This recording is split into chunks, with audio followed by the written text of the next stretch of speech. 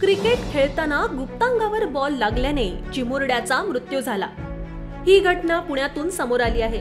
पुण्यातील लोहगाव भागात ही धक्कादायक घटना घडली आहे।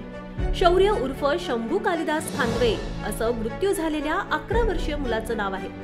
परिसरामध्ये या मुलाच्या मृत्यूमुळे हळहळ व्यक्त केली जाते। या घटनेमुळे शंभूच्या कुटुंबाला मोठा धक्का बसलाय।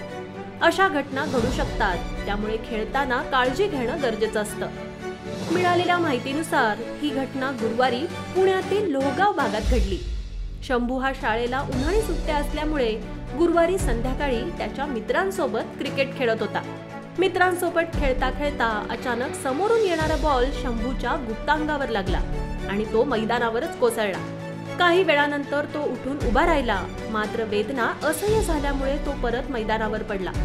तो खाली पडताच त्याच्या मित्रांनी आरडाओरडा केला। तेथे असलेल्या नागरिकांनी शंभूला खासगी रुग्णालयात दाखल केलं।